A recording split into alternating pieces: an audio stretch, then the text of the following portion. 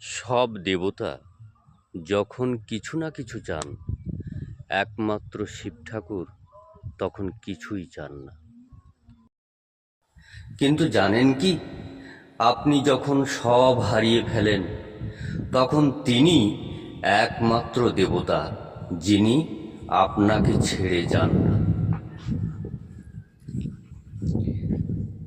শিব ঠাকুর রাজা নন, তাঁর রাজপ্রাসাদ নেই, তিনি থাকেন শ্মশানে।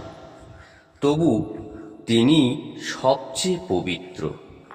দেবতারা অলঙ্কারে ঢাকা, আর শিব গলায় সাপ পরে থাকেন, কারণ শিব শেখান সুখ আর দুঃখ, ভালো আর মন্দ সব কিছুকে গ্রহণ করতে।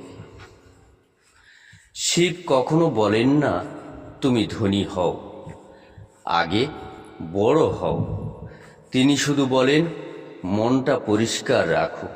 যে কাঁদে, যে ভেঙে পড়ে, যে একা, শিব সবার আগে তার কাছেই যান। ওং নমঃ শিবায়। এই মন্ত্রের অর্থ আমি আমার অহংকার ছেড়ে দিচ্ছি। শিব, তুমি আমাকে শান্ত করো। এই মন্ত্রের অর্থ আমি আমার অহংকার ছেড়ে দিচ্ছি। শিব, তুমি আমাকে শান্ত করো। এই মন্ত্রের অর্থ আমি আমার অহংকার ছেড়ে দিচ্ছি। শিব, তুমি আমাকে শান্ত করো।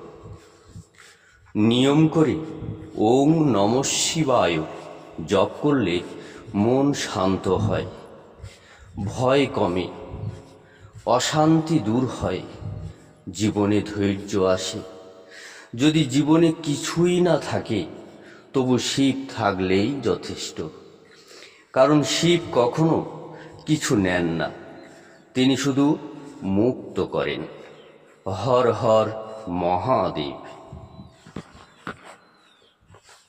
আজ আমরা শিব ঠাকুরের সব থেকে শক্তিশালী ওং নমঃ শিবায় মন্ত্রটি শ্রবণ করব।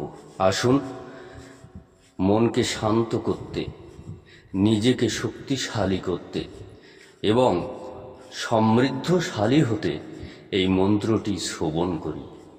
ওং নমঃ শিবায়।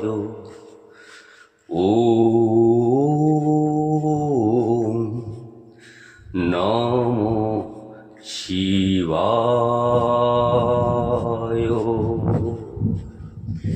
ওং নমঃ শিবায়।